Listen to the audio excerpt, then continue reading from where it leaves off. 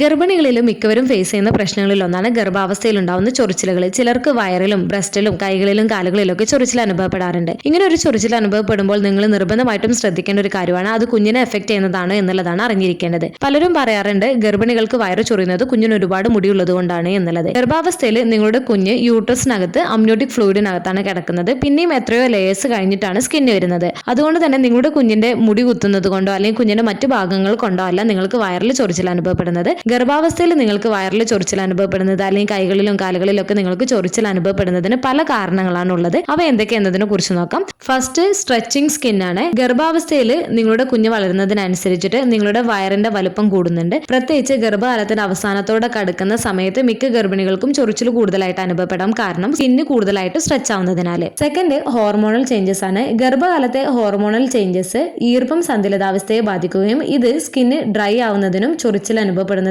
ഇടയാക്കുകയും ചെയ്യുന്നതാണ്. Third, contact dermatitis ആണ്. ചില കേസുകളിൽ ചില സബ്സ്റ്റൻസ് പ്രഗ്നൻസി പീരീഡിൽ കൂടുതൽ സെൻസിറ്റീവ് ആയിരിക്കും സ്കിന്ന്. ഇങ്ങനെയുള്ള കേസുകളിലും സ്കിന്നിൽ കൂടുതൽ ഇറിറ്റേഷനും ചൊറിച്ചിലൊക്കെ അനുഭവപ്പെടുന്നതിന് ഇടയാക്കുന്നതാണ്. ഫോർത്ത്, പപ്പാണ്. Pruritic urticarial papule and plaque of pregnancy ആണ്. ഇത് ഗർഭാവസ്ഥയിൽ ഗർഭിണികളുടെ സ്കിന്നിൽ ചെറിയ രീതിയിലുള്ള റെഡ് കളറിലുള്ള പാടുകൾ ഉണ്ടാവുകയും ഇതോടൊപ്പം തന്നെ ചൊറിച്ചിലുകളും അനുഭവപ്പെടുന്നതാണ്. പ്രത്യേകിച്ച് ഈ ഒരു സ്ട്രെച്ച് മാർക്കൊക്കെ ഉള്ള ഏരിയകളിലായിരിക്കും കൂടുതലായിട്ട് കാണാറുള്ളത്. ഗർഭകാലത്തിന്റെ അവസാനത്തോട് അടുക്കുന്ന സമയത്ത് ഈ ഒരു പപ്പ് റാഷസ് കാണാറുണ്ട്. ഇങ്ങനെ കണ്ടു കഴിഞ്ഞാൽ നിങ്ങൾ ഡോക്ടറെ കാണിക്കാൻ വേണ്ടിയിട്ട് ശ്രദ്ധിക്കുക. ഡോക്ടേഴ്സ് നിങ്ങൾക്ക് ലോക്കലായിട്ട് അപ്ലൈ ചെയ്യാനുള്ള ചെറിയ രീതിയിലുള്ള സ്റ്റീറോയിഡ് ക്രീം നൽകുകയും ചെയ്യുന്നതാണ്. ഈ ഒരു ക്രീമൊക്കെ അപ്ലൈ ചെയ്യുന്നതിലൂടെ നിങ്ങൾക്ക് ഈ ഒരു പപ്പ് റാഷസ് പോവുകയും ചെയ്യുന്നതാണ്. ഫിഫ്ത്ത്, പ്രോപ്പർ ഹൈഡ്രേഷൻ ഇല്ലാത്തതാണ്. ശരീരത്തിൽ ജലാംശത്തിന്റെ അളവ് കുറവാണ് എന്നുണ്ടെങ്കിലും നിങ്ങളുടെ സ്കിന്ന് ഡ്രൈ ആവാനും സ്കിന്നിൽ കൂടുതൽ ഇച്ചിങ് ഒക്കെ ഉണ്ടാവുന്നതിനുള്ള സാധ്യതയും കൂടുതലാണ്. സിക്സ്ത്, കോളിസ്റ്റാസിസ് ഓഫ് പ്രഗ്നൻസി ആണ്. ഇത് കൂടുതൽ കൺസേൺ ചെയ്യേണ്ട ഒരു കാര്യം തന്നെയാണ്. ഇത് കുഞ്ഞിനെ എഫക്ട് ചെയ്യുന്നതിനാൽ നിങ്ങളുടെ ഗർഭാവസ്ഥയിൽ നിങ്ങൾക്ക് കൈയിലും കാലുകളിലും ഒക്കെ കൂടുതലായിട്ട് ചൊറിച്ചിൽ അനുഭവപ്പെടുന്നുണ്ട്, ശക്തമായിട്ടുള്ള ചൊറിച്ചിലൊക്കെ അനുഭവപ്പെടുന്നുണ്ട് എന്നുണ്ടെങ്കിലും പ്രത്യേകിച്ച് ഈ ഒരു കോളിസ്റ്റാസിസ് ഓഫ് പ്രഗ്നൻസിയിൽ നിങ്ങൾക്ക് പ്രത്യേകിച്ച് സ്കിൻ റാഷസും കാര്യങ്ങളൊന്നും ഉണ്ടാവണമെന്നില്ല. പക്ഷെ നല്ല രീതിയിൽ തന്നെ ചൊറിച്ചിലൊക്കെ അനുഭവപ്പെടുന്നതാണ്.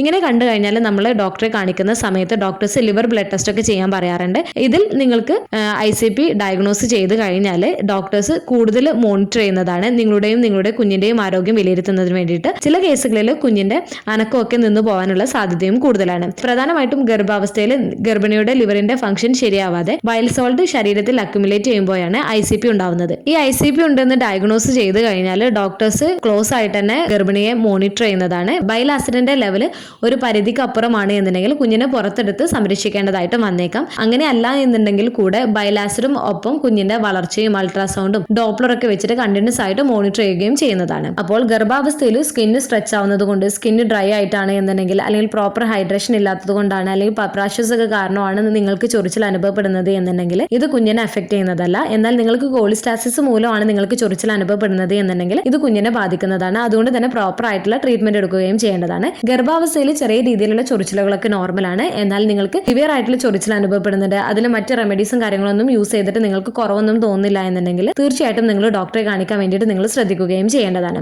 ഗർഭാവസ്ഥയിൽ നിങ്ങൾക്ക് ചൊറിച്ചിലൊക്കെ അനുഭവപ്പെടുന്നവരാണ് എന്നുണ്ടെങ്കിൽ വയറിലും ബ്രസ്റ്റിലൊക്കെ ചൊറിച്ചിൽ അനുഭവപ്പെടുന്നവരാണ് എന്നുണ്ടെങ്കിൽ അതൊക്കെ ഒന്ന് ശമിപ്പിക്കുന്നതിന് വേണ്ടിയിട്ട് നിങ്ങൾ എപ്പോഴും ഹൈഡ്രേറ്റ് ആയിട്ട് ഇരിക്കാൻ വേണ്ടിയിട്ട് ശ്രദ്ധിക്കുക. ധാരാളം വെള്ളം കുടിക്കാൻ വേണ്ടിയിട്ട് ശ്രദ്ധിക്കുക. നിങ്ങൾക്ക് വയറിലും അതുപോലെ തന്നെ ബ്രസ്റ്റിന്റെ ഏരിയയിലൊക്കെ മോയ്സ്ചറൈസിംഗ് ക്രീം ഉപയോഗിക്കാവുന്നതാണ്. അതുപോലെ തന്നെ നിങ്ങൾക്ക് ഓയിൽ അപ്ലൈ ചെയ്യാവുന്നതാണ്. ഒലിവ് ഓയിലോ കോക്കനട്ട് ഓയിലോ ഒക്കെ അപ്ലൈ ചെയ്തൊന്ന് മസാജ് ചെയ്ത് കൊടുക്കുന്നത് നിങ്ങളുടെ സ്കിന്ന് മോയ്സ്ചറൈസ് ചെയ്ത് നിർത്തുന്നതിനും ഡ്രൈ സ്കിന്നൊക്കെ അവോയ്ഡ് ചെയ്യുന്നതിനും നിങ്ങളുടെ സ്കിന്നിലുള്ള ചൊറിച്ചിലൊക്കെ അവോയ്ഡ് ചെയ്യുന്നതിനും സഹായിക്കുകയും ചെയ്യുന്നതാണ്. ഇളം ചൂടുവെള്ളത്തിൽ നിങ്ങൾക്ക് കുളിക്കാവുന്നതാണ്. നല്ല ചൂടുള്ള വെള്ളത്തിൽ കുളിക്കുന്നത് നിങ്ങളുടെ സ്കിന്ന് കൂടുതൽ ഡ്രൈ ആക്കുന്നതിന് കാരണമാക്കുന്നതാണ്. ഹാർഡ് ആയിട്ടുള്ള സോപ്പുകൾ ഉപയോഗിക്കുന്നത് ഒഴിവാക്കാൻ വേണ്ടിയിട്ട് ശ്രദ്ധിക്കുക. ലൂസ് ആയിട്ടുള്ള കോട്ടൺ തരത്തിലുള്ള വസ്ത്രങ്ങൾ ഉപയോഗിക്കുന്നതിന് വേണ്ടിയിട്ട് ശ്രദ്ധിക്കുക. അതുപോലെ വാട്ടർ കണ്ടന്റ് അടങ്ങിയിട്ടുള്ള ഫ്രൂട്ട്സ് ആൻഡ് വെജിറ്റബിൾസ് ഒക്കെ ഭക്ഷണത്തിൽ ഉൾപ്പെടുത്തുന്നതിന് വേണ്ടിയിട്ടും ശ്രദ്ധിക്കുക. അപ്പോൾ ഒന്നുകൂടെ പറയും, സാധാരണയായിട്ടുള്ള ഗർഭാവസ്ഥയിൽ ഉണ്ടാവുന്ന ചൊറിച്ചിലാണ് എന്നുണ്ടെങ്കിൽ അത് നിങ്ങൾ മോയ്സ്ചറൈസിംഗ് ക്രീം അതുപോലെ തന്നെ ഓയിലൊക്കെ അപ്ലൈ ചെയ്ത് മസാജ് ചെയ്യുന്നതിലൂടെ അത് കുറയുന്നതാണ്. എന്നാൽ സിവിയർ ആയിട്ടുള്ള ചൊറിച്ചിലും ബുദ്ധിമുട്ടുകളൊക്കെ അനുഭവപ്പെടുന്നുണ്ട് എന്നുണ്ടെങ്കിൽ തീർച്ചയായിട്ടും നിങ്ങൾ ഡോക്ടറെ കാണിക്കുന്നതിന് വേണ്ടിയിട്ടും നിങ്ങൾ ശ്രദ്ധിക്കേണ്ടതാണ്. ഈ ഒരു വീഡിയോ നിങ്ങൾക്ക് യൂസ്ഫുൾ ആയിട്ട് തോന്നിയിട്ടുണ്ടെങ്കിൽ മറ്റുള്ളവർക്കും കൂടെ ഷെയർ ചെയ്ത് കൊടുക്കുക. എന്തെങ്കിലും ഡൗട്ടുകൾ ഉണ്ടെങ്കിൽ കമന്റ് ആയിട്ട് ചോദിക്കാവുന്നതാണ്. അടുത്തൊരു വീഡിയോയിൽ കാണുന്നത് വരെ ബൈ.